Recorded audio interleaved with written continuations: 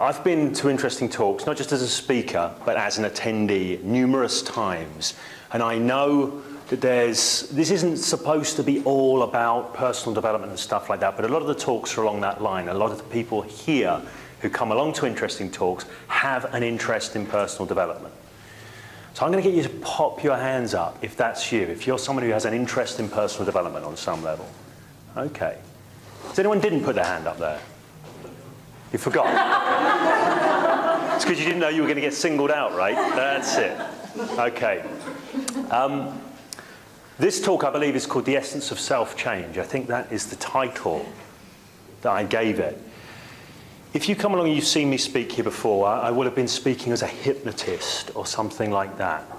But that isn't really what I am as such. That's just a tool that I have used in client work, and it's also a tool that I use to discover something about human beings and how they operate in the world, which is my real fascination. So, you know, you have that thing. Who has that struggle if you go out and you meet someone at a party or a networking event or something like that, and they say, well, what do you do then? And you say, am I the only guy in the room like this? I know self-employed people probably do. Yeah? People in regular jobs probably say, I'm an accountant, I'm a doctor, I'm something like that. But when you're out there and you're promoting yourself in the world, it can be a challenge to say exactly what it is that you do or who it is that you are. So I can either freak people out by saying I'm a hypnotist, which is option number one. People cross their arms and they step back. Or I could tell them the truth, which isn't really about my professional life. It's just about what I do and what I've been doing for the last 20 years, at least. And I tend to often say, well, I'm a change guy. Because I work with clients to help them make changes. But first and foremost, I'm a self-change guy. A self-change artist, if you like. Forgive the pretentious tag on that. Because that's what I've been doing for about 20 years, is changing myself, is working on myself, rejigging my life, how I do things. I also ended up working with other people to do the same kind of a thing. It's just a natural progression. So I've ended up working with lots and lots of people. I also trained lots and lots of people in hypnosis and NLP and these kinds of things. And I've become curious over time, more and more curious about what makes the difference between people who are really, really good at changing themselves, really good at thinking, how is it that I want to be in the world? How is it that I want to walk through life? And actually taking action and making effective changes. Versus a whole bunch of other people that seem to go on trainings, go to therapists, go to change workers, but nothing really seems to shift for them. Because there seems to be these kind of two schools of people. Now, the first question that was asked, it wasn't a question, it was a statement that was made to me some time ago. A guy I was taking on for doing some personal mentoring and personal coaching.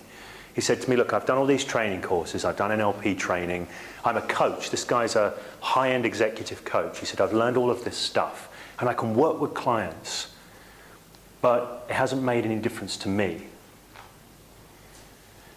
And that blew me away. It kind of really, whoa, because I thought of all the stuff that I've done and how much of a difference that it's made to me, how different I am now from where I was. So it got me thinking, well, what am I doing that this guy's not doing?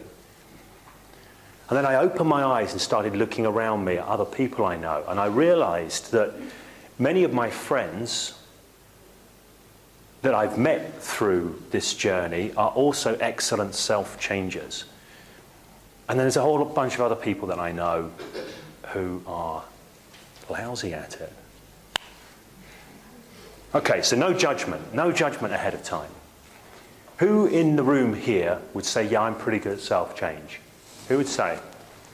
We've got some, okay. And who in the room here, and I'm aware as I say this, you might think, oh, I don't know if I want to put my hand up. Who is, and this, if this is you, you are not by any means in a minority or in a majority of people in the world. Who has made attempts to change themselves and not been as successful as they would like? Okay. So in a room like this, that came out about 50-50, maybe slightly more in the latter camp. And I'm just going to say thank you for putting your hands up there and admitting it. Because a lot of people might think, well, I don't want to be one of those ones that hasn't succeeded as I would like to have done in making change. Facebook's a wonderful thing, isn't it? Because you get to interact. No, there's a clear no at the back there. No, it isn't. It's a bad thing. I love Facebook. I'm a reasonably prolific Facebooker. I never thought I would be when I first got on there, but I ended up being a reasonably prolific Facebooker. And I love the fact that the people I know through Facebook are all kinds of people, and they're from all over the planet. And they have different outlooks and different perspectives. I know fanatical evangelical Christians and hardcore atheist skeptics. I know self-changers. I know bitchers and complainers. I know all sorts of people.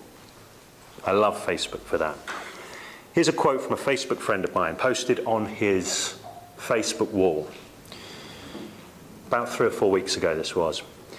As an adult, change in real terms is almost impossible, no matter what one type of therapy or another tells you. We are all pretty much stuck with who we are. Not great when you're a psychopath, but we all have our cross to bear. So, I smiled at that and I inevitably bit, because I have to disagree. Because I did this professionally, right? That was his argument. Well, you know, you sell change, so you have to disagree. But I only sell change because I do change. Change is what I love. Self-transformation is what I love. And I have seen people be really, really effective at it. What this guy's got, he's got like a classic pattern that you see, and we're going to look at a few of these patterns. And it's the pattern of the fixed mindset. I said I wasn't going to talk about hypnosis this evening, but I am going to briefly mention a piece of cultural hypnosis. There's a piece of cultural hypnosis that tells us that when we're an adult, we're finished. We're finished developing. Adult, I believe, I don't know if it's Latin or, I'm looking at you, Anand, like as if you're the font of all wisdom. I don't know whether it's Latin or whether it's Greek, but I believe the origin of the word adult means to have grown up. To have grown up. And if you look in our culture, we have these names for all these stages of development. So first of all, you're a baby, and then you're a toddler, and then you're a child, and an adolescent, and a teenager, and then you're an adult. And then what's the next step in development? Geriatric, I believe. Isn't it? You know? Just going to take a dive at the end.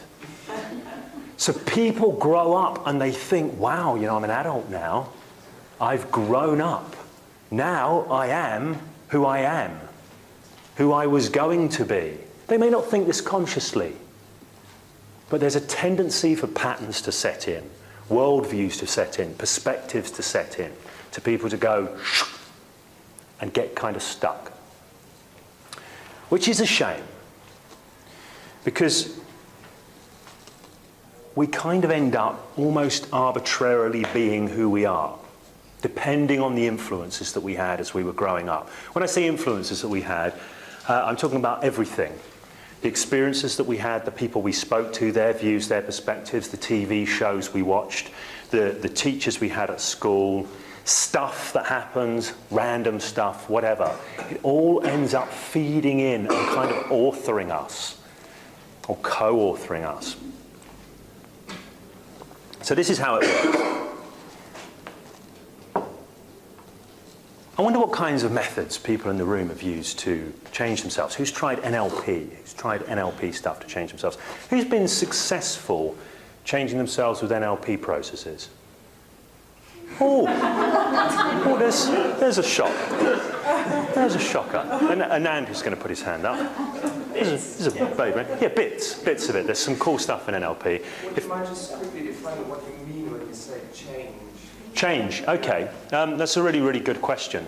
What I'm talking about when I'm talking about change is anything from changing something relatively simple, and people struggle with the relatively simple, like a habit, or a response set, like a phobia, something like that, all the way up to a serious piece of change like, I want to change how I am in the world, how I walk through life. I want to change my attitudes, my perspectives. I want to change my internal responses.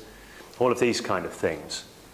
Most human beings, most adults, have things about themselves that they would like to be different. They're in situations where they respond or react in one way and they would like to respond or react in another. Maybe they're hacked off with the results they get in life over and over and over, and they're just not living the life they would like to live.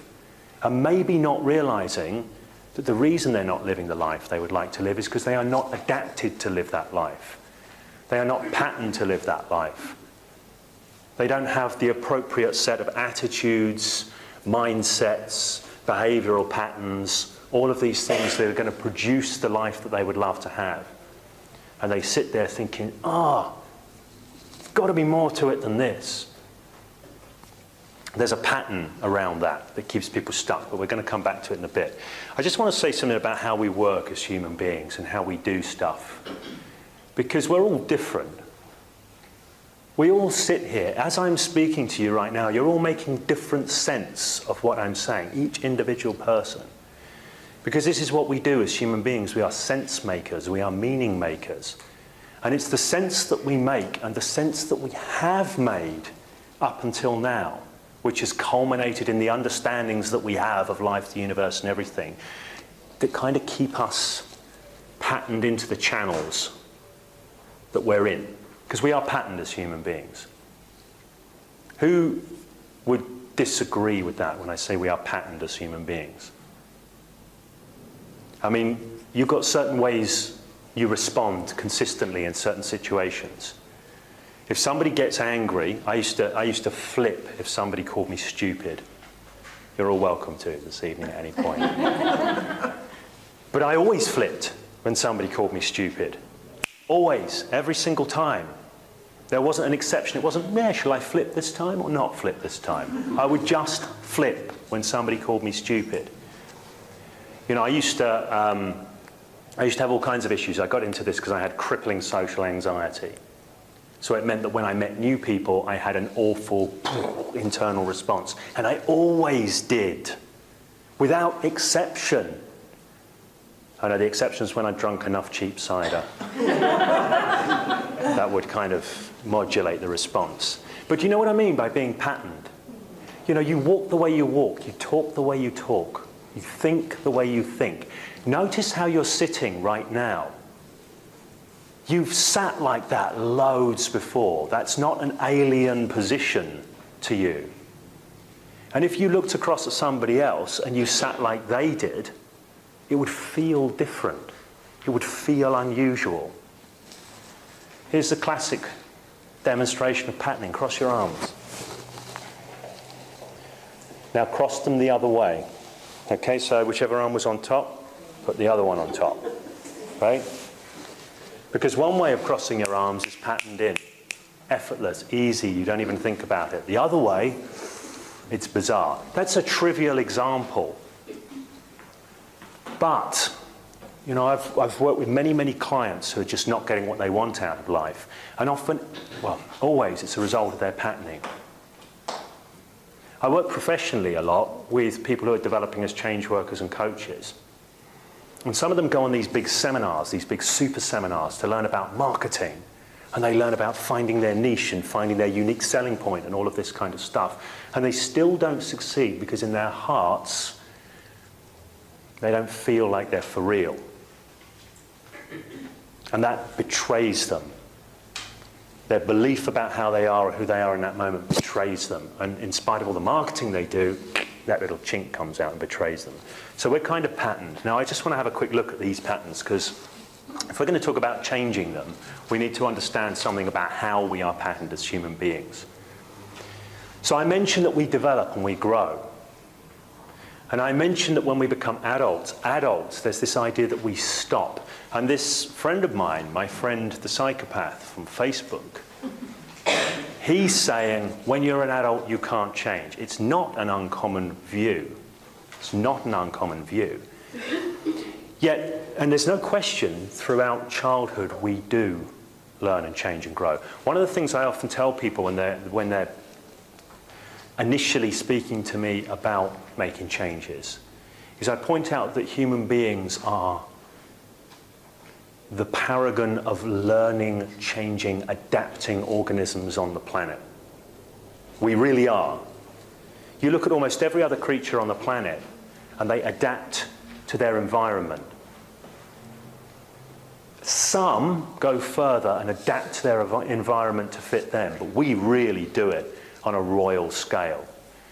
We're out there jigging our environment to suit us all the time. And we do it because we've got these big prefrontal cortices up here that enable us to do this. We're smart, we learn, we figure out stuff, and we make nuanced maps of the world and how it works that enable us to do this. And we start when we're babies. So we pop out as babies, and we know nothing. Let's assume we know nothing, very little. This arm may be flailing around in front of our face, but we don't know that it's an arm, and that it's our arm. And we've got no way of differentiating it from the surroundings or anything like that. We haven't made any distinctions that even separate us from things that are not us. We have no sense of anything yet. We just have reflexes. So we cry when there's a certain sensation which we would call hunger later on in life, but when we're a baby we don't know anything about hunger. It's just a reflex, sensation and cry. Grasp reflexes, simple reflexes. I like to think we have another reflex as well, which I call the semantic reflex, or the semantic instinct. And when I say semantic here, what I'm talking about is I'm talking about meaning. Semantics is the study of meaning. And we have this reflex, this instinct to start making meaning, making sense of the world around us. And this is what we start to do from a very young age. Initially, it's trial and error. It's experimentation. We're not thinking consciously the way we will be familiar with thinking as adults because we haven't developed that yet. We don't know what's going on. We're going to start making sense of it. But as we make more sense, as we develop the ability to communicate, and then we have another information channel that comes in. We're not just observing and copying the world around us, not just experimenting with our own physicality. We have information coming in because we've started to understand language.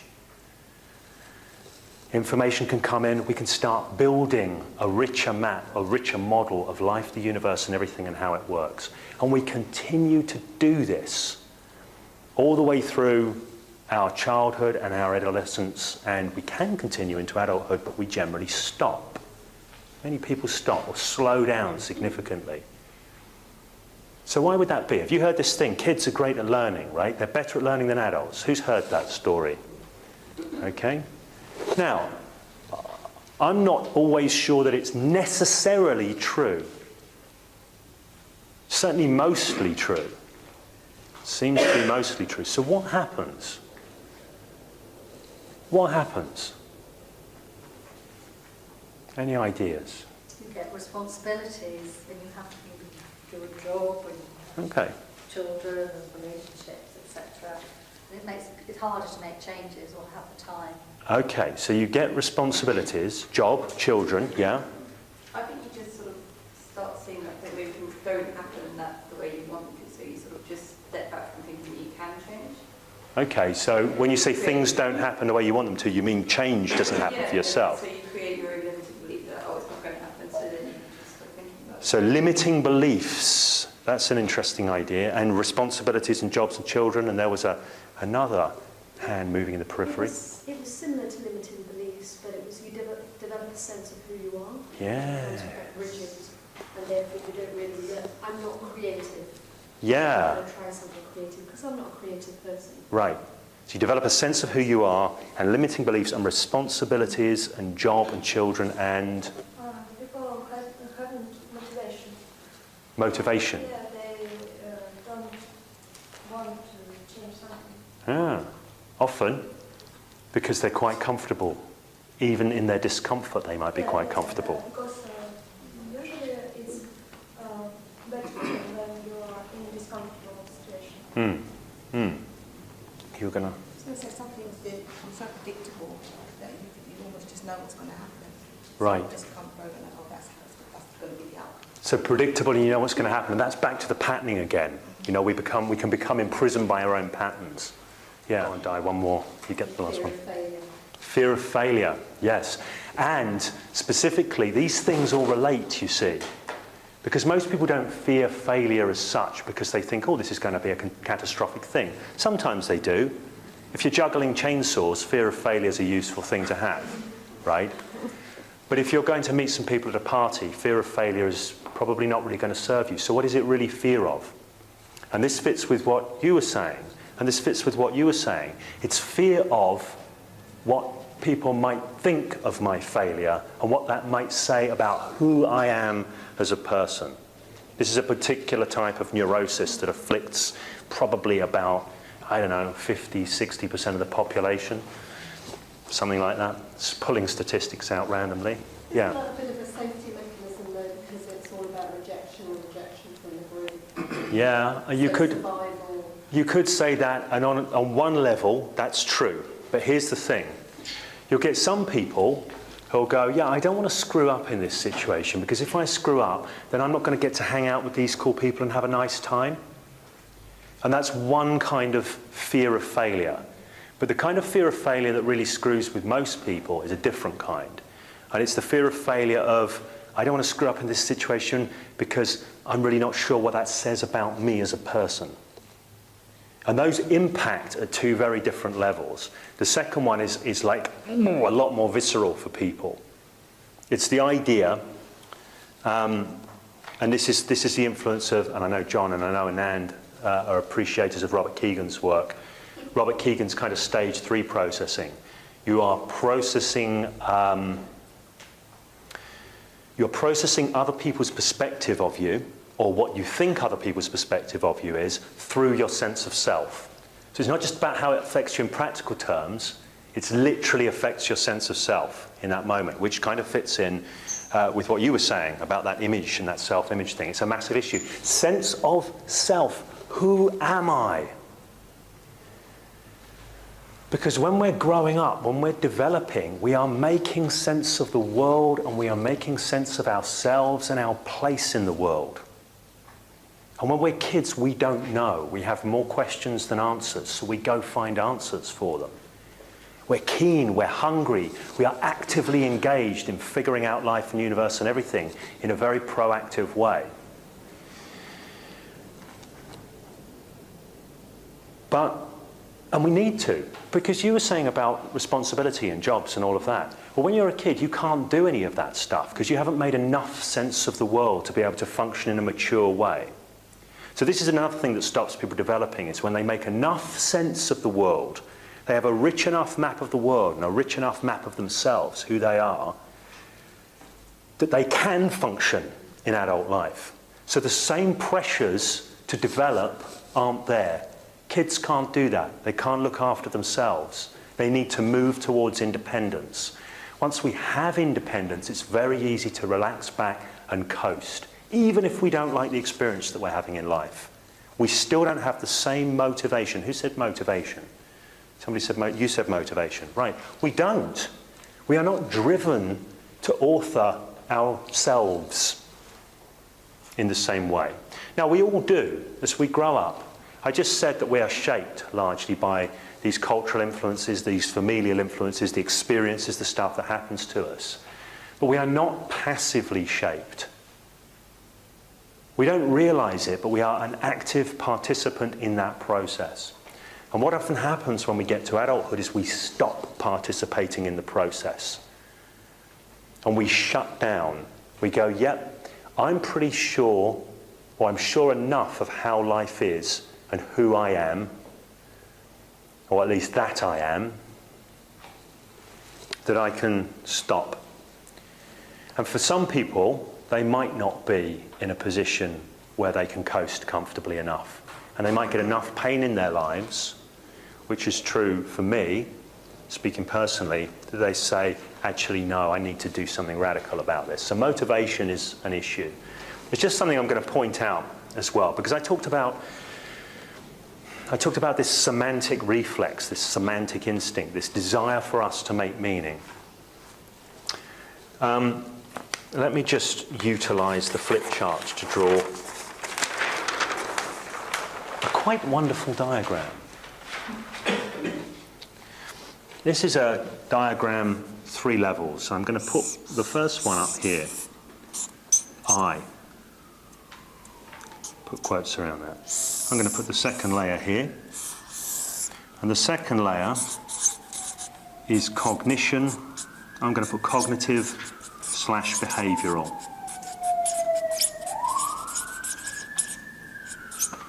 And the third layer is the semantic base. So, semantic base, I talked about the semantic reflex. I said that as creatures, we are meaning makers. As organisms, we are meaning makers. We are sense makers. This is a kind of a crude model for how we work psychologically. Very crude model, but a useful model. Have you ever thought, I don't want this about something in your life, or I do want this? Who's ever had a thought like that? This is not what I want, or this is what I want. This is I up here. I up here might complain about something that we are doing ourselves.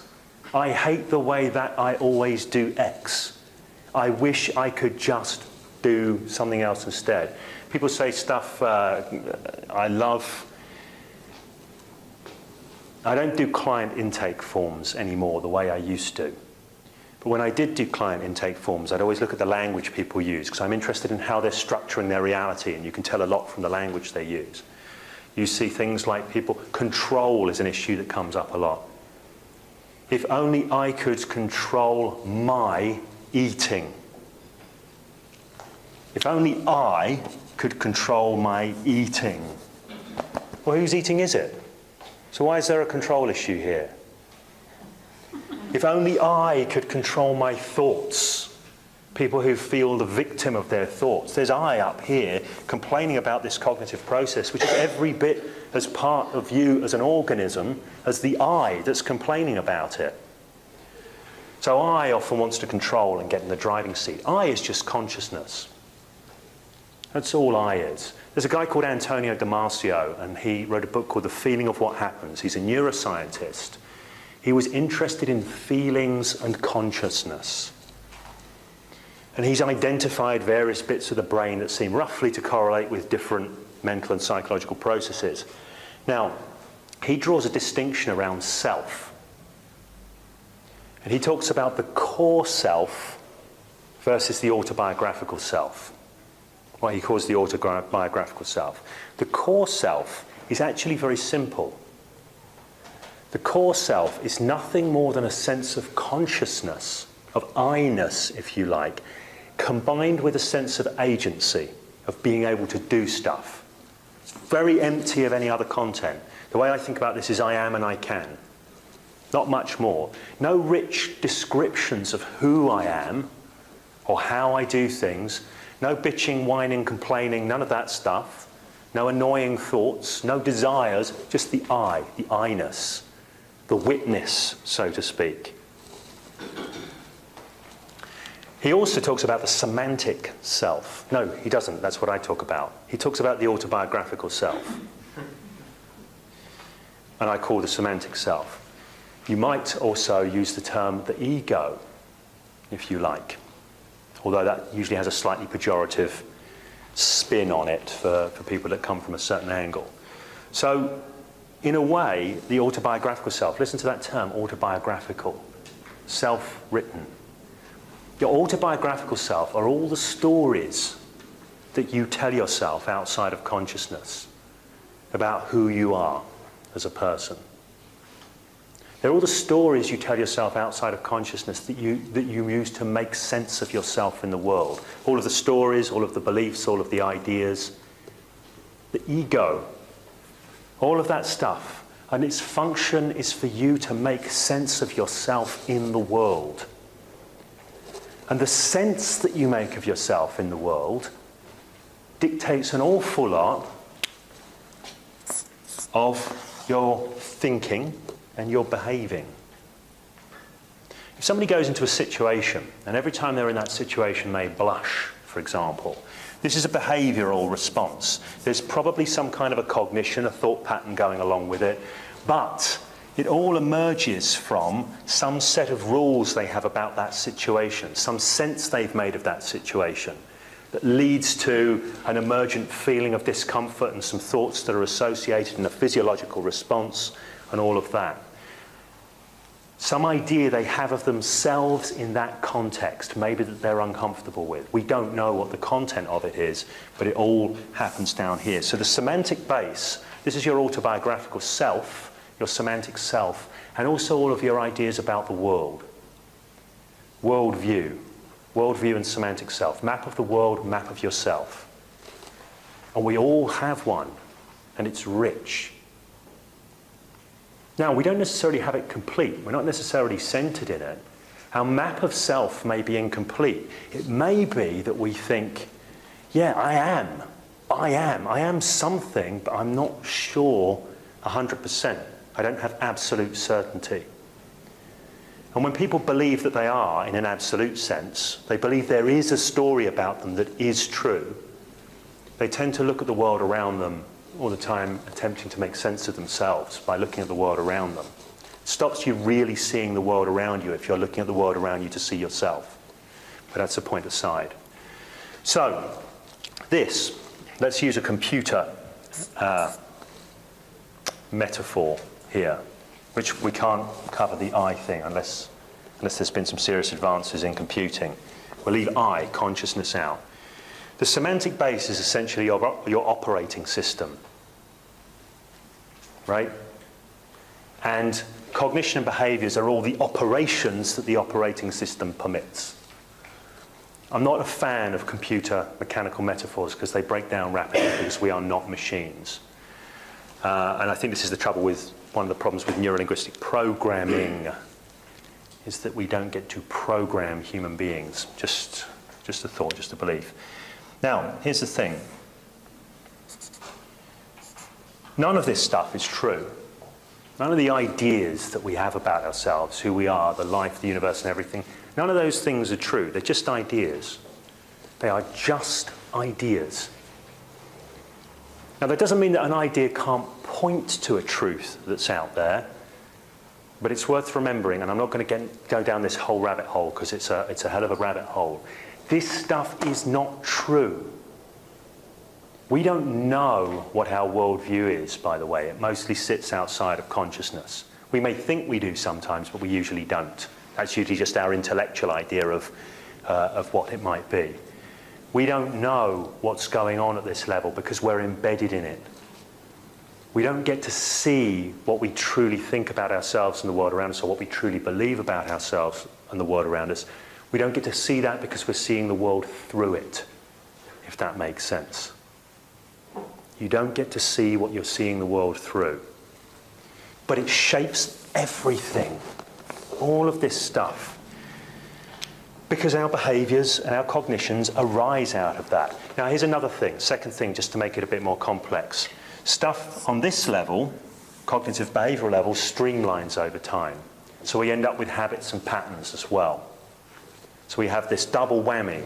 We have a semantic base from which holds a lot of our behaviour in place, but it also gets conditioned in on this level. Often, when you want to change yourself, you need to change at both those levels. Change at the level of habit and behaviour, breaking up habit structures, also going into the meanings that you've made about the world that underpin the particular pattern that you want to change. So change often has to happen at these two levels. Unfortunately, we mostly just try and make it at this level.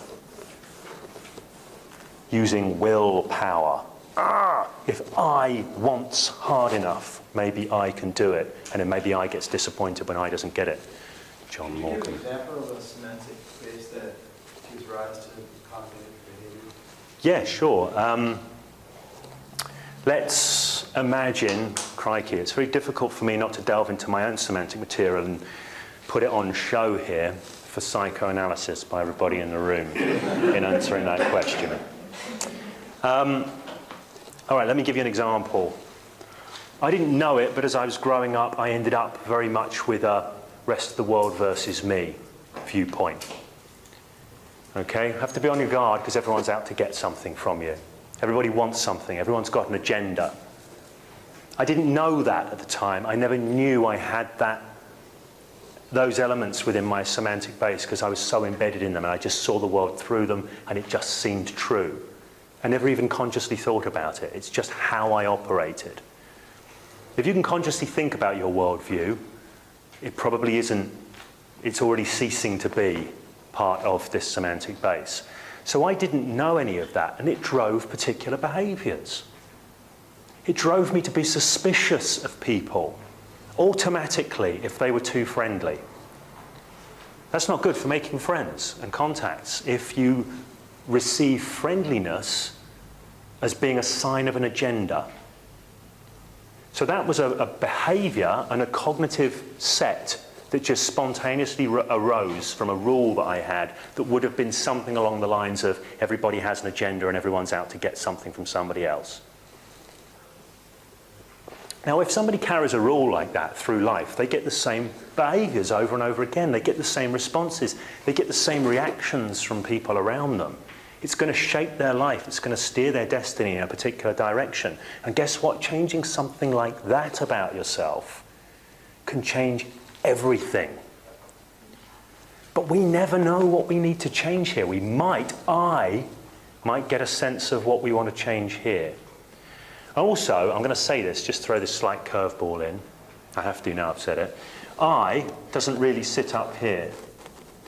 I sit somewhere in the semantic base, somewhere at any given time. Has anybody had the experience, this is a classic one with people trying to change their eating patterns. 1 minute they're motivated. They can see so clearly why it is that they want to, why it's totally worthwhile to change their eating patterns. It's obvious. It makes sense. They might be motivated to exercise. They're going down the gym. It's great. It's all so clear. I saw a friend of mine a few years back, and she'd been really fat, and she got really slim. And she said to me, I am never going to be fat again. And she meant it. Her I was telling me that from somewhere within her semantic base. I didn't see her for another 2 years. When I saw her again, she was like a blimp. She was enormous. So what happened? At some point, she was stuffing her face with something and drinking copious quantities of red wine, but I wasn't standing in the same place within her semantic material. I was standing somewhere else. If you think of your entire map and understanding of the world as being a room with many windows, how you see the world depends on which window you're looking out of. So you might be looking out the window over here, and it makes total sense to change this pattern. And then the next thing, you're looking out the window over there. When you're looking out the window over here, you hate the behaviour you do when you're over there. So people say, I hate the way that I cannot control my eating. Or people say, I hate myself, because they look at the overall patterns they do and they conclude that all these patterns equal who I am, and I, when stood in some other part, hates that. And it's screwed up. The whole thing, it's screwed up. So people get stuck. They get stuck, and largely it's because of this. We're going to take a break in a minute before I tell you how to get out of this. Because it's a kind of a straitjacket otherwise. People get stuck inside of this stuff. They want to be able to change it. We need to change this at these two levels. Here is the thing. People get attached to their way of looking at the world because they think it's true. They think it's true. I was sat with a client yesterday who kept going back, boom, into his old way of looking at things. Flip, flip, flip, back all the time. And I said, isn't it interesting how you're back there and you're doing it again, yet you're telling me right here in almost this same moment that you want to change this? And he said, oh, but the logic of it is so compelling. A particular way of thinking, the logic was so compelling, but it's only so compelling when he's standing in a particular place in his semantic base. The next minute, it's totally insane. But when he's inside of it, it's compelling. So it's worth being aware that there's certain ways of looking at the world. We hold different ways of looking at the world. It's not necessarily cohesive. But when we get had by that, when we're inside of it, looking at the world through it, all of the logic, all of the sense is steered down there.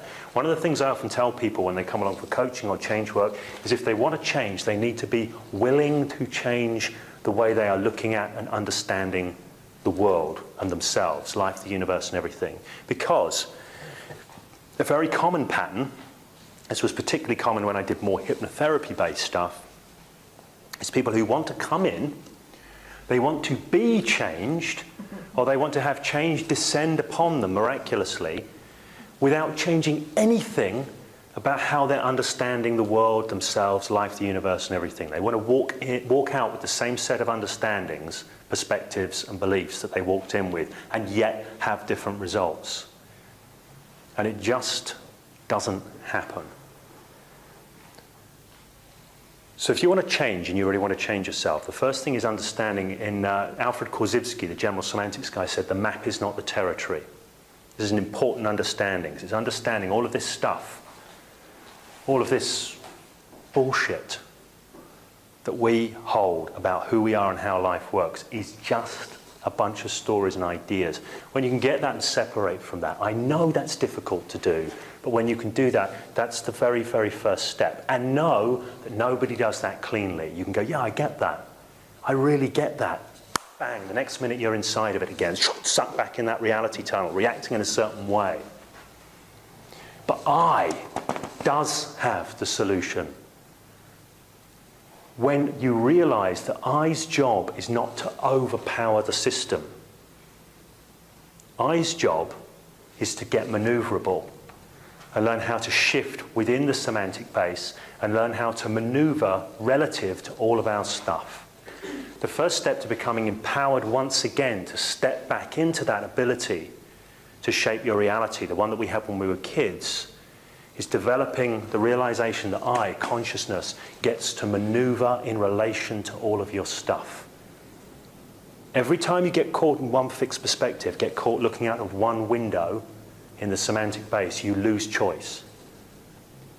It's a skill. We're going to talk about that skill and look at that skill. Just as soon as we've had operating system, and it really guides where we're at, where we're going. We are co-creators of that as we grow up. We are actively engaged in making sense of the world, and we are fed a bunch of stuff by the world around us. So it's a two-way process. And we often, as we're adults, we disengage from that two-way process. We abdicate our own responsibility for our sense-making and patterning ourselves. And we often don't know how to kickstart it or get it back going. We didn't know how we were doing it in the first place. We weren't consciously aware of it. And let me just... I normally go and do these kinds of things without notes, which means I go in tangents, and I want to make sure I don't go off on a complete tangent. Yes. So I want to share with you some things that you can start to do. And I don't believe there are any magic bullets or any quick fixes, no magic wands or anything for self-change. There's lots and lots of cool stuff out there in the world. Is that the fire alarm? That's good. There's lots of cool stuff out there in the world of self-development. I was just having a discussion in the break about NLP. I think there's loads of really cool stuff in NLP. I think it's a deeply flawed system as well. Both of those things are true for me. And it's probably true for everything. And part of that will be because of what I can make use of. I'm just going to say about self-development, the self-development world. Imagine that you're going through the self-development world, the self-change world, whatever you want to call it, and there's all these boxes around you. And you might look around at those boxes and one of them's got NLP on it, one's got the Sedona method on it, one's got meditation on it, one's got Buddhism on it, whatever. They've all got these labels on, and they've all got really cool things inside them. There can be a tendency to go, which box has the answer? Which box has the truth? So I'm going to pop open the NLP box. I'm going to jump in the NLP box. I'm going to shut the lid.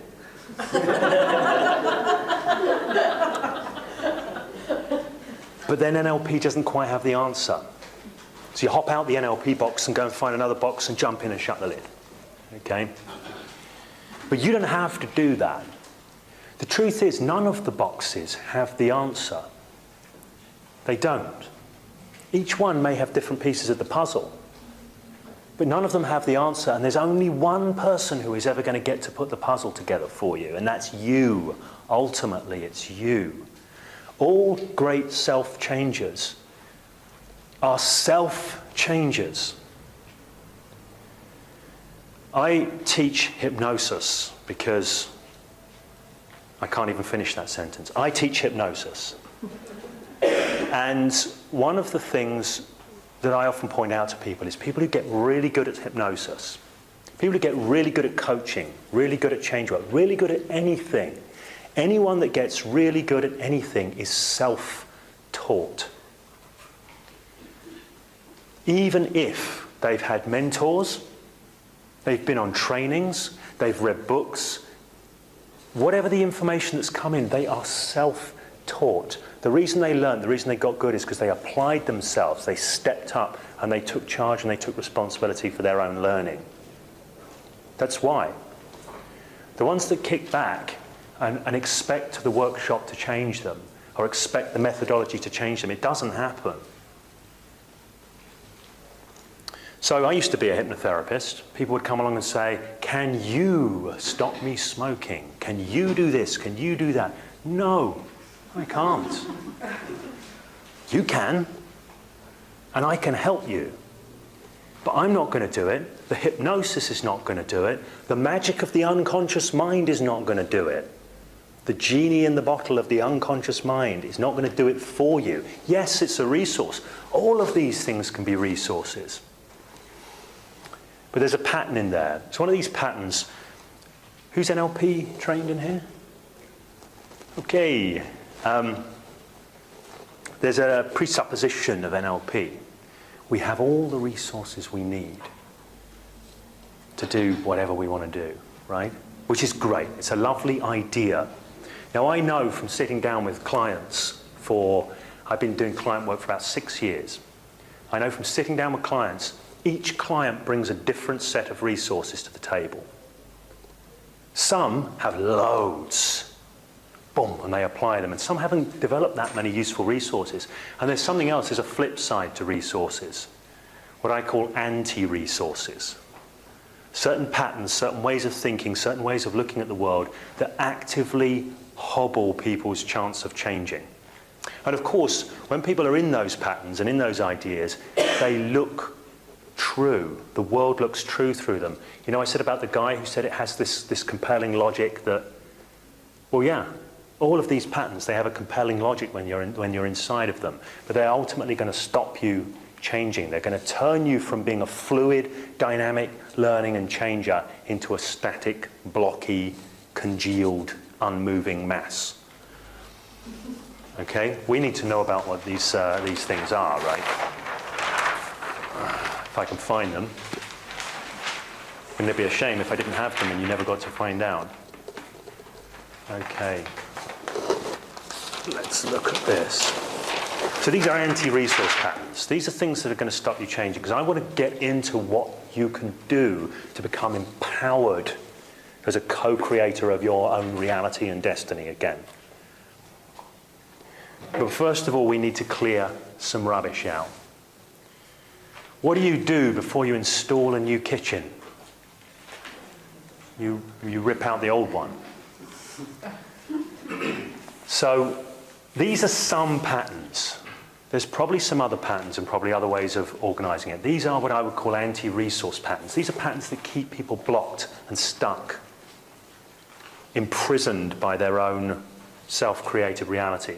The first one is, I am what I am and it is what it is. I am what I am, it is what it is. This is, what's the book that talks about, there's a number of popular psychology books, I'm going to ask Anand again, it talks about fixed mindset versus growth mindset. It's a book called Mindset. Mindset. Fixed mindset versus growth mindset. Basically, one of the biggest predictors of success or something like this is whether or not you think that you can become different, or whether or not you believe you are fixed as you are. I was raised to believe in genetic determinism. My parents believe in genetic determinism. They never talked about genetic determinism. Those words were never uttered. But their whole way of being in the world was orientated and organised by this. So essentially, my mum especially believes that your skills, your attributes, your character, your intelligence, everything about you is set from birth by your genetic pattern, makeup, whatever it will be. And that really was a bummer for me in many ways, because I spent my time growing up with this kind of leaking into the back of my brain, thinking, what am I good at? And I would start to do things and I'd hit a block, which you always do when you're learning. There's always blocks. Every process of learning has blocks and hurdles and things to overcome. But I'd always hit the first one and I'd think, oh yeah, obviously I'm not cut out to be a comic book artist or a guitarist or whatever. I had a fixed mindset. I had no sense that I could change myself. And it comes out a lot in, I am what I am. You must have heard people say, well, you know, that's who I am. I can't change who I am, some people will say, even. A leopard can't change its spots. This is a pattern. It's a way of looking at the world. People who have this pattern are severely hobbled in terms of learning and developing. Also, this is to do with we talked about the semantic self, the map of the self, map of the world. The other side of the equation is it is what it is. Well, that's the way it is. You can't change it. That's what it is. That is what's happening. A guy with social anxiety says, yeah, everybody rejects me. That's a fact to them, not a frame, not a way of interpreting events. It's a fact. I worked with a guy, did a client session with a guy. This was a crazy session. I'm not going to tell the whole story, but the guy came to me because he had a crush on a woman. He had a crush on her. He was in love with her. Unrequited love. And it was just eating him up from the inside out. And she didn't want anything to do with him. In fact, she really didn't want anything to do with him. He'd been told quite clearly to stay away. So it was very painful for him. You see, her story was probably something a little different from his. So he came to me as a hypnotist, which is what I was working at the time, to take the crush away. He wanted me to take the crush away hypnotically. So I said to him, so tell me about her then. And he said, he went like this. She has the most amazing smile. Now, listening to that, I hear that she has the most amazing smile.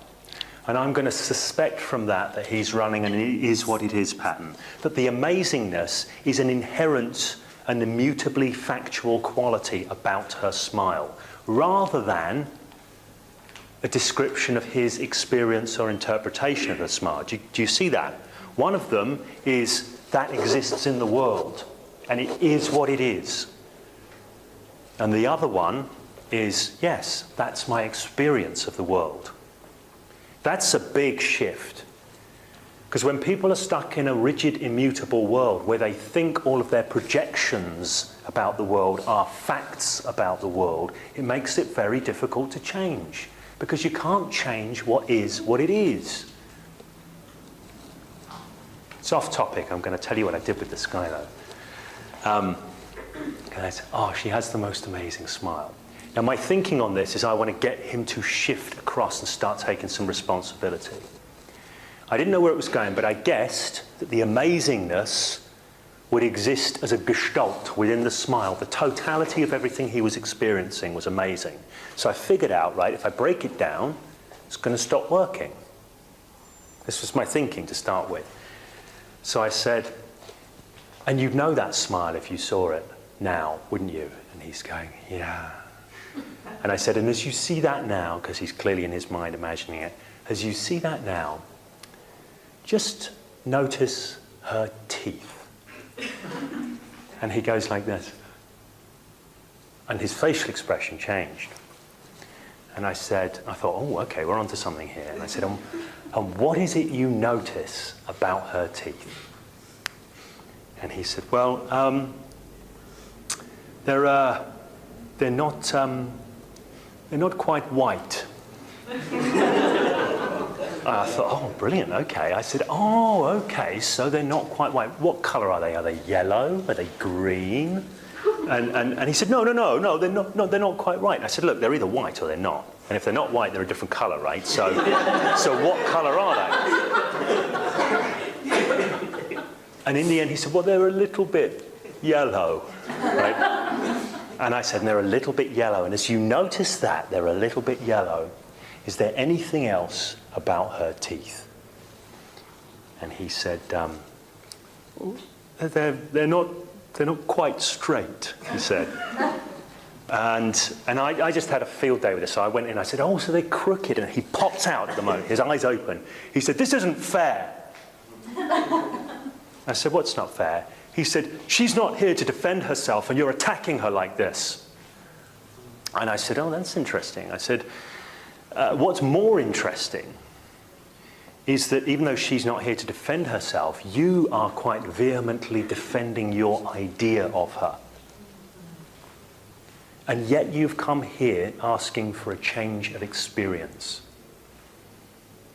So, what do you want to do? Do you want to defend your idea about this person, or are you willing to give that up and change your experience? So grudgingly he closed his eyes and we got back to the task. And ultimately, the job was to move amazing away from being an intrinsic property of the smile to being part of his experience of the smile. To move him from a place where he's starting to take ownership. And this is the second pattern that we've got on here. At effect, an abdication of responsibility. Who was I having the discussion about responsibility with? Yes. Abdication of responsibility, at effect. I'm just me, washed around by the tides of life. It's this, it's that. People treat me this way. What makes them think that they can do this to me? Metaphors I've heard around this. I'm the pinball, not the pinball table, somebody said to me. So, knocked around by life. And people with this mindset, there's nothing I can do. It's the circumstances that are writing me, that are dictating me.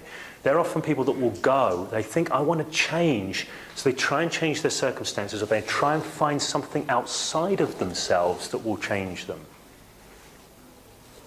Now, I'm not saying that stuff out there doesn't influence us, because it does. I would be a liar if I said that.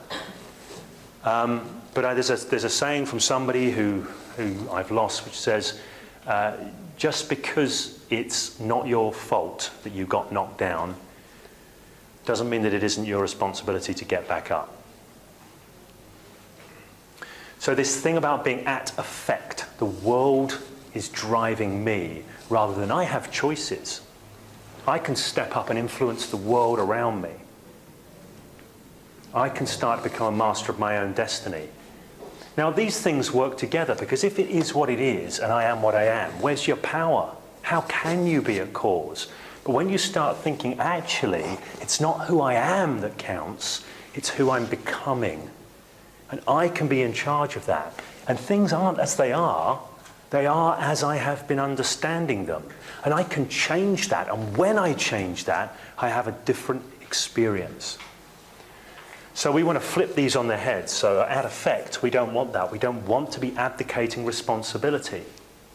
Here's another pattern that fits with this. Again, the magic fix. I just talked about this. Which box is the magic fix in? Which is it? And this goes with another pattern that I've seen as a change work practitioner, which is the anything less than pattern. Anything less than total transformation from this small amount of effort, anything less than complete success is absolute failure. So a tendency to measure in terms of all or nothing. If you're going to change yourself, if you're going to reauthor yourself, if you're going to change your experience in your life, that change will be incremental. Some of those increments are going to feel massive. They're going to be mind-blowing. They're going to be huge epiphanies, big shifts. And it's still going to be incremental. I've made massive shifts And then a few days later been in a place where I could have thought, oh, actually, nothing has really changed because I've still got this tiny bit of whatever left. So people look for a magic fix, they look for a magic wand, and they look for this thing to save them because they're out of effect. And then it may make a difference, but because it doesn't make a complete difference, they walk away. It's a quote I love from Winston Churchill. It's amazing how often in life people stumble over the truth, pick themselves up, dust themselves down, and wander away as if nothing had ever happened. And I love that quote because in all of these boxes there's cool things, and each one of them, I often say, people say to me, what is it that I need to do to change? Like there's one thing. Like there's one magic linchpin that's going to do the whole thing. And I say, well, actually you're spoilt for choice because there's loads of things that you can do. And they can all interact and contribute to each other and all become part of this pattern of self-transformation. But when you look for the one holy grail, the one thing that's going to be the magic thing that does it, you're never going to find it because there is no one thing, unless that one thing is you. And this relates again to the next one, filtering for sameness. If you're going to change, you need to have a really good feedback mechanism in place. You need to be able to discern difference, because change, I call this talk the essence of change, the essence of self-change. But the essence of all change is difference. No difference, no change. But if you want to write that difference into your system, you have to be willing to notice that difference. You have to have that eye, that consciousness, tuned in to notice difference. But a lot of people get stuck, filter for sameness. Even when things are different, they go, nothing's really different, I've still got this, I've still got that. It's not working, so they're filtering for sameness rather than difference. If you filter for sameness, you won't write change back into your system. The I on top, one of the big jobs I think that I has, consciousness has, is to bear witness in useful ways. When you change and you use your I-ness, your consciousness to bear witness to the difference and go, yeah, look at that. Because you can always bear witness to the sameness. If I hold up an apple and an orange, you could go, yeah, they're basically the same, they're both fruit. Or you could say, no, they're really different. That's an apple and that's an orange. You can always look for sameness or difference. Looking for sameness is going to keep you stuck. Confirmation bias, again related. These things kind of relate but shift the angle. Who knows what confirmation bias is? Does anyone know? Some people know. Okay. Confirmation bias is an interesting phenomenon observed by those lab-based psychology types.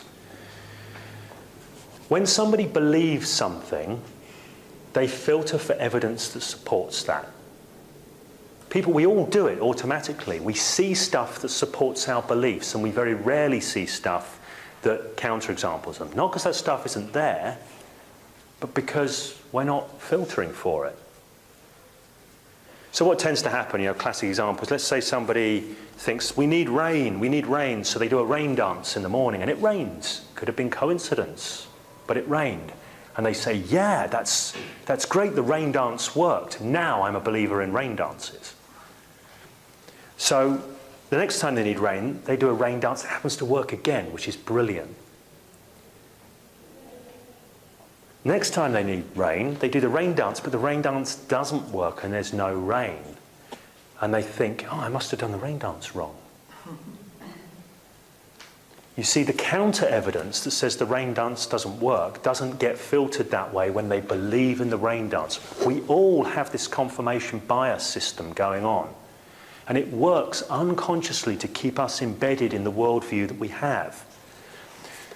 So part of changing yourself, I think, is taking charge of your confirmation bias system and being aware of it, knowing it's going to work against you, and making conscious decisions to filter for evidence in different ways, to start looking for change and looking for things that support.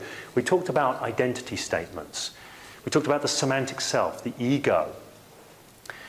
There's a lot of material, like Buddhism, this kind of thing. I don't know too much about Buddhism. I probably should, but I don't. Which is about transcending the ego. Okay? I would argue that you never can. I'm not saying you can't have moments when you're just operating as pure consciousness. But as soon as you say, oh, I've transcended my ego, you haven't, because you're back into telling stories about who I is. And as soon as there are stories about who I is, you're back into the semantic self again. You're back into the autobiographical self. There's no escaping it. So there's two approaches, right? When you know that that's just a bunch of stories, you can get busy writing them. You can start writing the identity statements that are true for you, and then you start to shift your feedback systems to look at them. So here's an example. I used to feel that I lacked power and influence. I felt like a very disempowered person. I felt very much at effect in the world, but I had a sense that I could do something about it if I learned certain skills. So I learned hypnosis, and I learned NLP, and I learned influential communication techniques. I learned a lot about influence and the dynamics of interpersonal influence and this kind of thing. Loads. And professionally, I make a living as a teacher and a coach and a people developer. So I'm teaching people hypnosis, and I'm doing self-change stuff and change work, but I never ran any workshops on influence, even though I knew a lot about it. And that kind of struck me a bit odd, because I was very passionately interested in it. So why wasn't I running workshops on it? So I had to check in with myself. I'm going to talk about this in a little bit. I had to focus in and find out what that's about. Let me take an opportunity to share a tool with you right now. I've talked about paying attention to difference and feedback. There's information available to you about how you're organizing your reality, the stories that you're telling yourself about how things are. It's there all the time, but we don't know it. We feel it. Your feeling system is the oldest, in evolutionary terms, the oldest system there is. Feelings have been around longer than vision, longer than hearing, longer than taste, longer than smell. Feeling is the oldest system. And feeling works within people in a very different way. If people get various types of brain damage where their kinesthetic stuff stops working, they find it very difficult to make decisions, because we know. How do we know? When we finally settle on a decision. Because, yeah, I'm just going to go with it. Have you ever tried to make a decision and thought, I just don't know, and then you toss a coin, and then it comes up and you suddenly have and the feeling tells you actually wanted the other choice? So our feeling system is a rich conduit for knowledge and self-knowledge, but most people ignore it. Every time you're in a situation and you get a response, an internal response, however big, however small, every time you're thinking about something, every time you're wrestling with it, there will be kinesthetic information within your body associated with that. A lot of the time people go, no, I must be rational, and get up in their big prefrontal cortex to solve the problem. You won't find the answer there, because the feeling is the system that's going to get you down to how you're organizing your reality, to your worldview, your semantic stuff. So next time you notice something, notice it.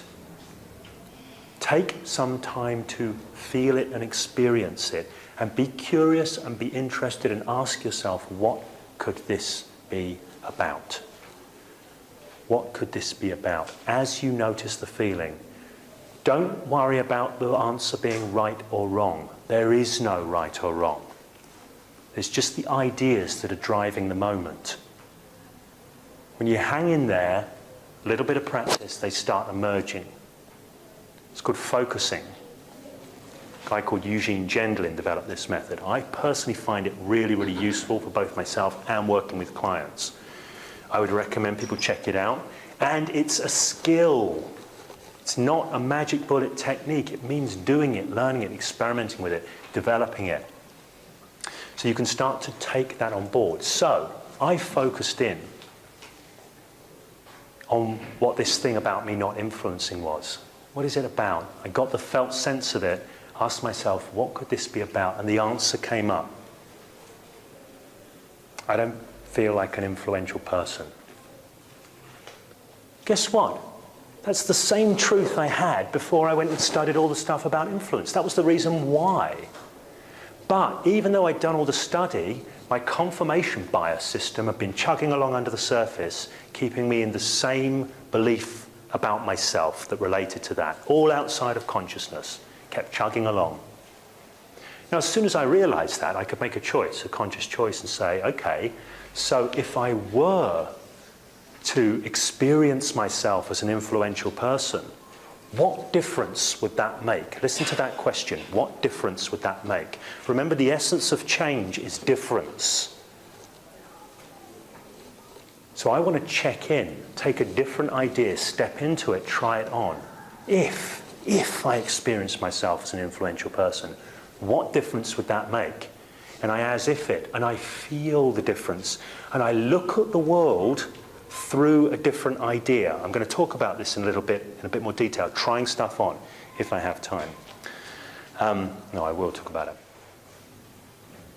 Trying on difference, stepping into difference. And the answer was, yes, it will be very different. So then it's about making a conscious choice. So when I step into this reality and look at the world through this and go out into the world through this, my job now is to collect evidence that supports that piece of story about myself. I am an influential person. So every time I'm in a situation where I influence in any way, because I'm consciously looking for it, I'm collecting evidence. I'm overriding my confirmation bias system and collecting evidence that writes in a new belief, a new understanding, a new way of perceiving. It's a conscious choice and a conscious act to do it. But what I'm doing is I'm rewriting my unconscious operating system.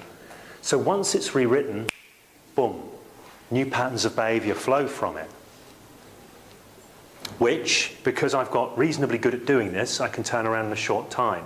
So now I am teaching influence, and comfortably so, and enjoying it.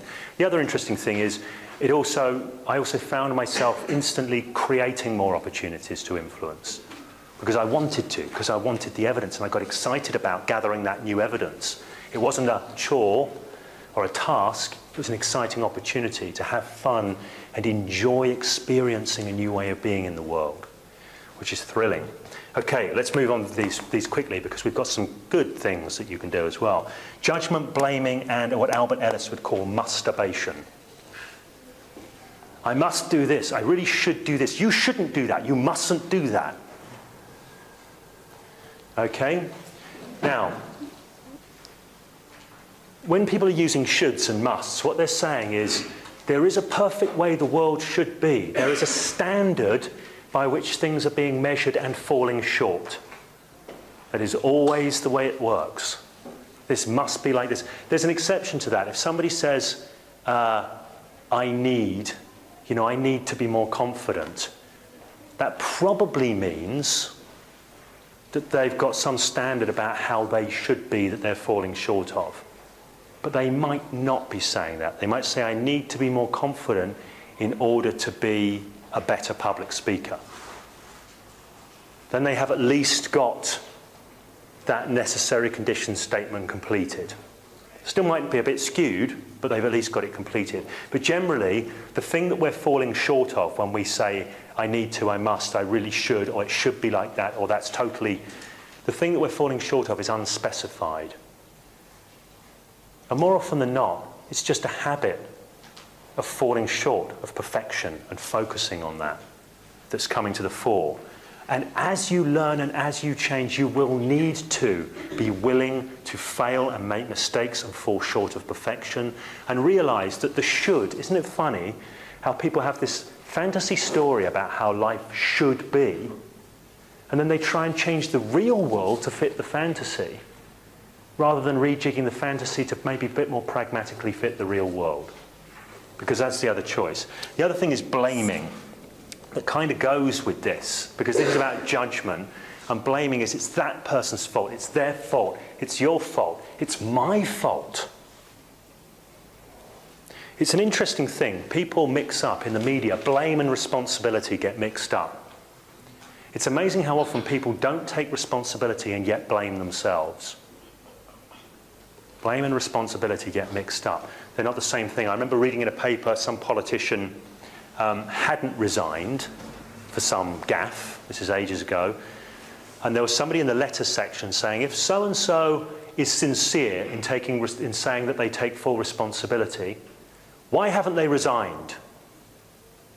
And I thought, if they resigned, how could they take responsibility? Because they'd have just abdicated responsibility.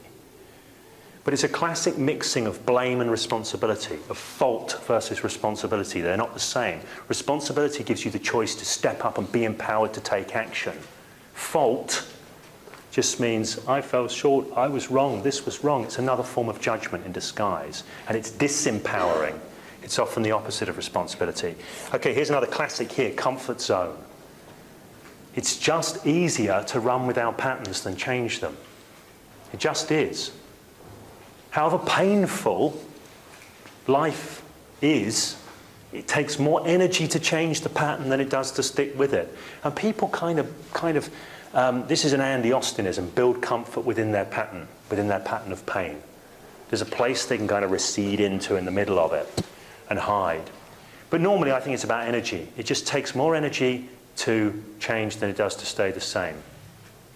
There's another pattern I haven't put on here, which is the easy pattern. Why can't it just be easy? Because it's not. That's why. So last one here is problem focus. I could go into detail on that because a lot of the time people just focus on what's wrong, how everything falls short. And if that's combined with the fact that they can't do anything about it, they don't see any difference or improvement because they're filtering for sameness, their confirmation bias keeps the problem firmly in place, it's not usually a cool thing. If you remove all of these patterns, looking at problems isn't necessarily a problem. If you're empowered to solve them. If you're just gathering some information so you can then move on to craft and create a solution, it's not necessarily a problem. But being mired in the problem and feeling disempowered, that's a problem. Last one of these is commitment fudging. You want to change, it takes commitment. It takes commitment. You want to want it and go, that is what I am going to get. That is what I'm going to go for. Because the path will not be smooth, it will be messy, there will be some ups and downs. And if you haven't got commitment, you're going to drop off. A lot of the time, commitment fudging and comfort zone come together. So, again, I was working with a client yesterday, and he was saying to me, I was saying, you know, what do you want? There was an example of somebody he'd modelled. We're going to talk about modelling. And I said, would you like to have that in your own life? Is that a way that you would like to be? And he's kind of like, well, yeah, that would be okay. Do you want that? Well, yeah, that would be good. Do you want it? Well, yeah, it would be nice to have that. Do you want it? Because when it's, that would be nice to have that, where's the power in that? Where's the energy in that? What kind of energy does it would be nice to have that have versus I want that? You know, I was thinking about felt sense and feeling. Just check in with yourself. I'll give you a quick example here. Just say to yourself, I would like to have that, and notice how that feels in your body as you say that. Might be a subtle feeling, not necessarily a strong emotion. Just, I would like to have that. Or, it would be nice to have that. Versus, I want that. Can you feel the difference? Who can't feel the difference? There'll be somebody.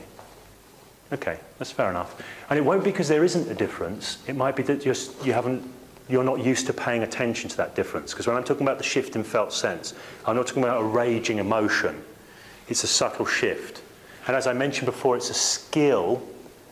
And the more people tune in, they go, yeah, actually, I want that is a lot more compelling than, yeah, that would be nice to have that. So commitment fudging. People fudge their commitments. Why? Because if they commit, well, you can say goodbye to the comfort zone because you don't get to commit to changing something and sit in your comfort zone. They're mutually exclusive. So, the essence of change is difference. It's commitment. It's heading in a different direction.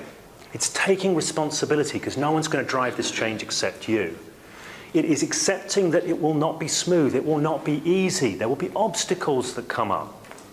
So here's some resource patterns that are going to help you out. I often describe people who are effective self-changers as having what I would call a high-quality learning and change engine.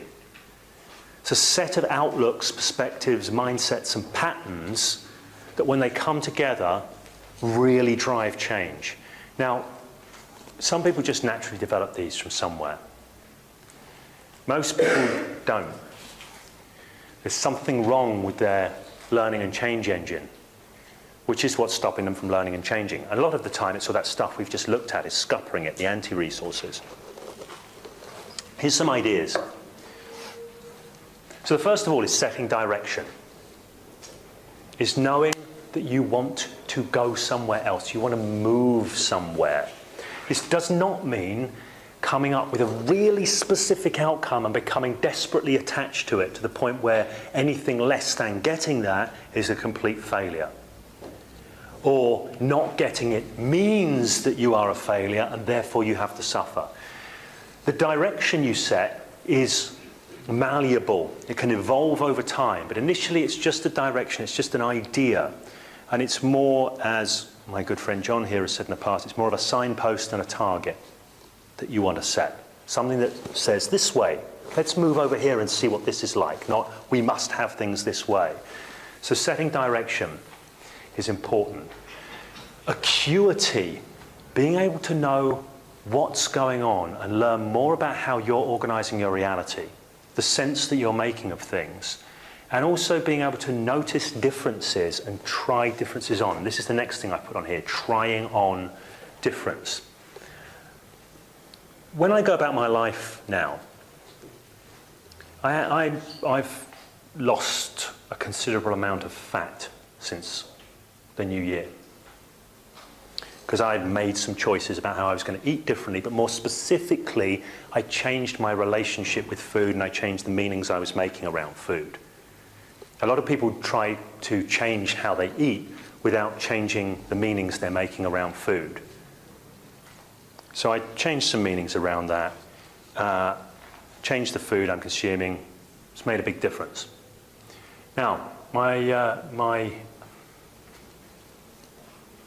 a relative of mine, who I shall not name, was visiting the other week, and she said to me, don't you find it really difficult to resist when Lexi, who's my wife, bakes all those really nice, tempting cakes and you just really want one? She's a good hypnotist, this person. And I said, I certainly would if I bought into those frames. If I bought into that organisation of reality, because those words came from a particular organisation of reality, which was very familiar to me, because it's the one that would have had me stuffing the cake down before. I said, yeah, if I bought into those frames. And this person, who's a family member, said, you know, it's just words. I'm just asking you a question. But that question, those words, came from a particular way of seeing things, a particular sense that was made of things. And it always will, and it always does come from that. People think they can sit in that same reality and have difference. They can't. We need to be able to make choice. This person said to me, this family member said to me, do you do this all the time? Do you analyse the words people are saying all the time? And I said, no, I don't. But I have got an internal flag system.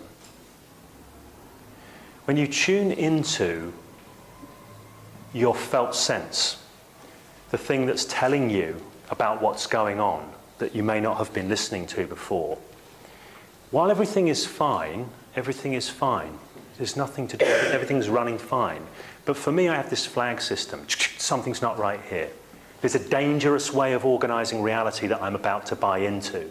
Or there's a dangerous way of organising reality that I am already in. If I go into a particular situation and I'm uncomfortable with it, the question is, what is that uncomfortableness about? So for me, in any situation, in any moment, is either telling me something about how I'm organising reality or creating an opportunity for me to implement a new way of organising reality that I've been working on. So people have often said to me, well, you do this all the time. Well, yeah, when it's necessary. I play with change every day. Because I like it, and I like to have more of the things that I want to have in life and fewer of the things that I don't. I want to have a more enriched, fulfilled experience in life.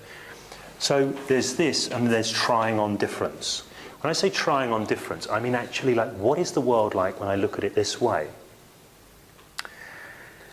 Now, there's a guy called James Pennebaker who has a book called The Secret Life of Pronouns. And he has talked in there about something called trauma writing. It set him off on his life's project. He used to be involved in a therapeutic technique called trauma writing. It's a very simple technique. People who have experienced trauma write about their trauma. And when they've written about it again, a few days later, a week later, they write about it again.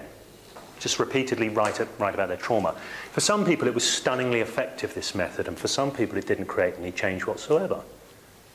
So James Pennebaker's thinking, well, what's the difference?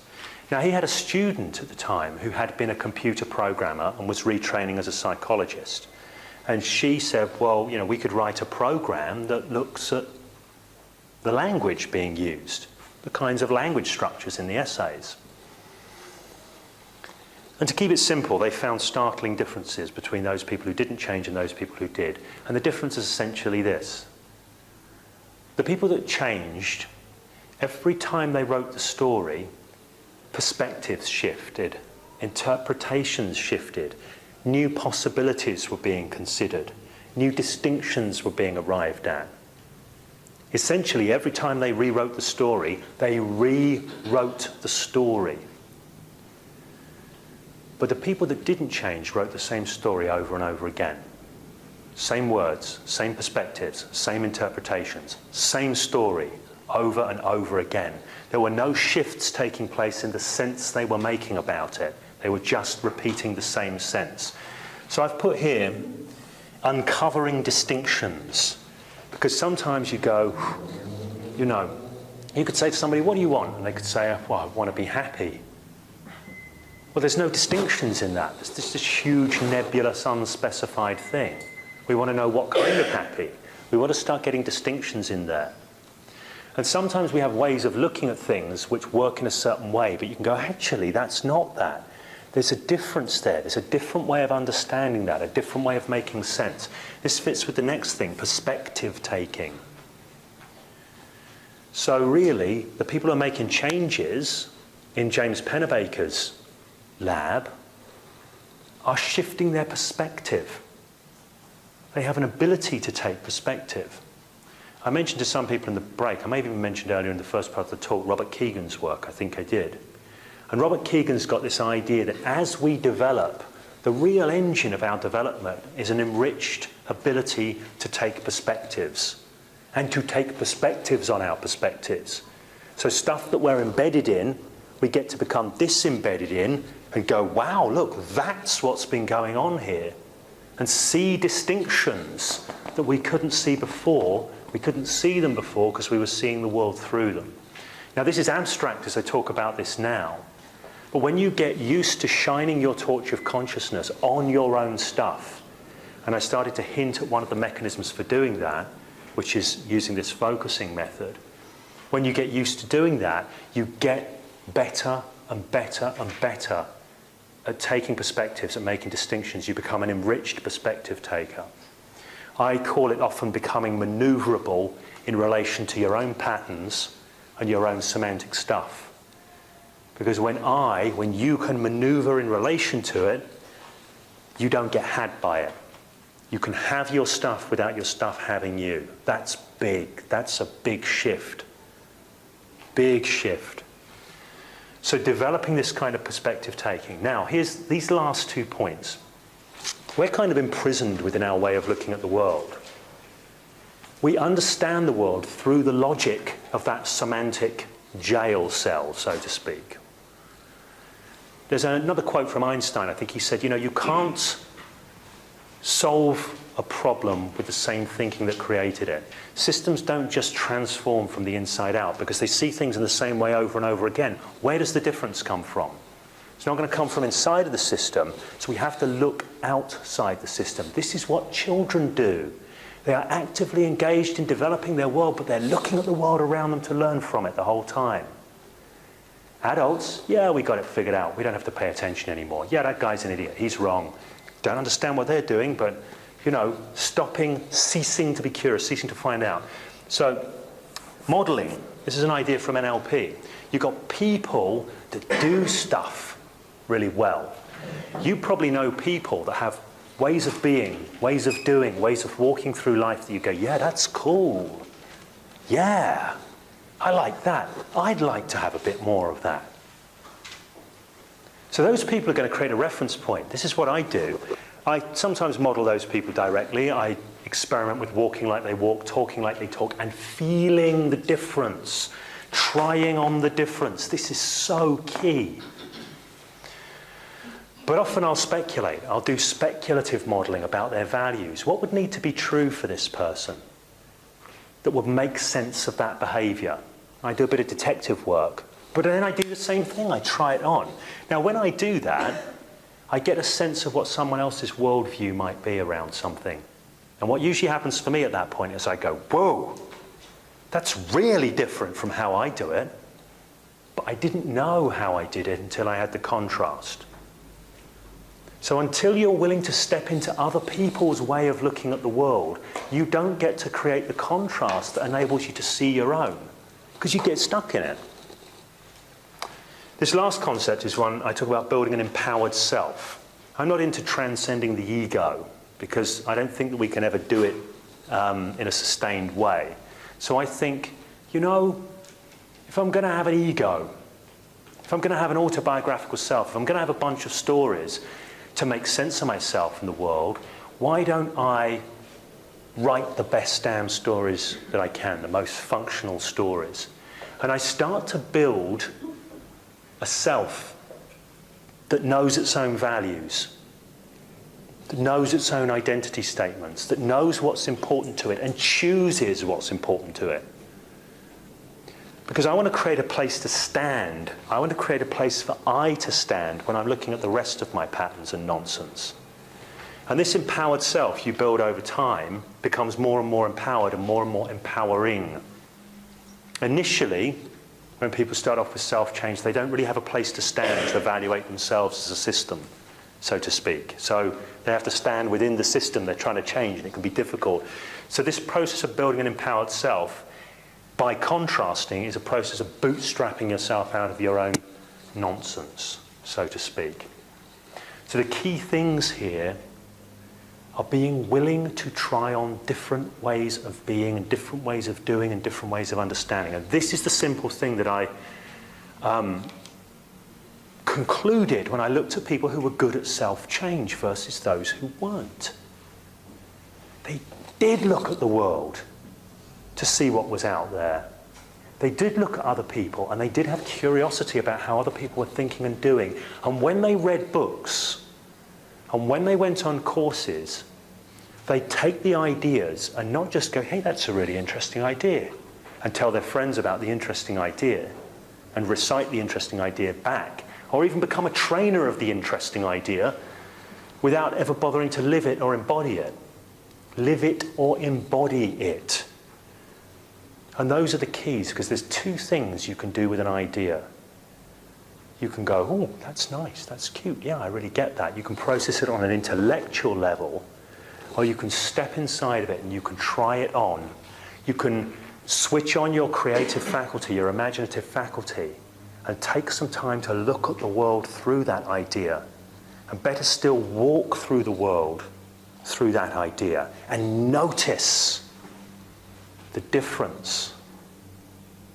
Notice the difference, because the essence of change, the essence of self-change, is in difference. If you want to start changing your life, start doing different things. Don't wait to change yourself inside and then do different things. Go out there now. There's so much rich stuff in the world around you. It's what you do with it that makes the difference. Now, I'm aware I'm speaking in abstract at the moment here. This is a skill set. It is. I've started to give you an insight in. Have we got time for a question? Couple of questions. All right, a couple of questions we've got time for. Yes.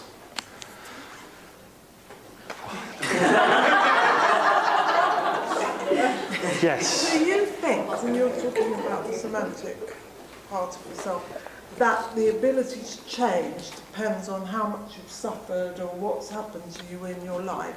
That although you're saying people who want, they're not committed to change, maybe they're so bogged down with all the bad things that have happened to them that it's very difficult, rather than saying they're not committed. Yes, I agree. That's the way I might view it. I agree that some people have had numerous experiences, learning experiences, whatever, and they've ended up with a way of understanding life that is so disempowering, it's extremely difficult to bootstrap themselves out of that. So I would never say, oh, it's just you being tardy and lacking, lacking drive or something like that. And there's no question about it. Some people, we all become prisoners of our own worldview to one degree or another. And if that worldview is particularly disempowering, it's going to be a lot more, it's going to be a bigger job to pull out of it. That's why I don't believe everyone arrives with the same set of personal resources. Some people aren't. They're hobbled to a degree by the way their experience has been organised. Yes? I find in some aspects of things, I have some completely changed my mindset and outlook on things. And I love as much as I would want to, or maybe in theory have, my results just hasn't. Yeah. And then whatever I want to try and do. Yeah, and I think this is another thing. It's another problem I have, again, sorry for NLP bashing, but phobias are usually quite easy things to deal with. It tends to be an NLP, we can fix a phobia in 5 minutes, we can change anything like that. Truth is, some things are easier to change than others. That's just the way it is. It depends on the complexity of the pattern, how deeply embedded in your worldview it is. You see, everything hangs together like a web. And it might be, in order to change this thing, it's got its roots going into other things that you might be motivated not to change. There might be things you don't want to give up. Like a classic one is like, well, I can't do that because then I won't be me anymore, or whatever it might be. That's an obvious one. But a lot of the time, they're a lot subtler. So whatever element you want to change specifically, and this is one of the reasons I encourage people to be willing to change how they are in the world on a bigger level, even if they want to just change one small thing. Because you don't necessarily get to change stuff in isolation from the rest of the system. If you change the shape of one jigsaw piece, it doesn't fit in with the rest of the jigsaw anymore. So you at least have to change the shape of the pieces around. But sometimes people go, I want to change this piece, but I don't want to change those pieces. And then they have a problem. It's a bit like saying, yeah, I want to build a sandcastle, but I don't want to get down on the beach, and I don't want to use a bucket and spade. So often things are hard to change because we don't know what they're rooted and anchored into. When you can reveal that and expose that, then you start to get to make choices and say, well, am I willing to change that? And how would one go about revealing what it's done? Well, that takes time. So you can either be facilitated through it. Much of the work that I do, doing change work and coaching with people, I'm facilitating them through processes, but really what I want them to be developing is the meta-level skill of being able to facilitate themselves through those processes, right? So it's a bit like if you're there showing somebody how to swing a golf club, well, the idea is just that you get to step away and they can swing the golf club on their own. But you can't really tell them how to swing the golf club without taking them through the motions, so to speak. So that's, there is a training element in developing the skills. We could talk about golf all evening and it wouldn't make you a better golfer. Why golf I'm talking about, I don't know, I'm not even into the game, but it's about what you do. Now you might be thinking, but what do I do? Well, there are many, many choices out there. Any of these personal development things you can do, you can start practicing and noticing the difference and applying some of these principles of noticing difference. On the Self-Change Artistry Day, I will be facilitating people through those differences so they can start to get a sense and tune into their felt sense more. Eugene Gendlin, who noted the idea about felt sense, noted that people that had a good acuity for their felt sense were much more effective self-changers than those who lacked acuity for it. So that skill in and of itself, that skill alone is a very profound skill to develop. Get Gendlin's book if you want to start in a simple place. It's called Focusing by Eugene Gendlin, Gendlin. That's part of what I would do. It's an influence. Some people can pick up the book and they'll just go bang and they'll do it and they'll implement it. Other people have different learning styles, need to be taken through it more in a process, in a structured way. One more question, I think. We read. Okay, Matt says no. Matt says no, okay. So I'll be up at the pub if you want to have a chat and ask me questions there. Thank you very much.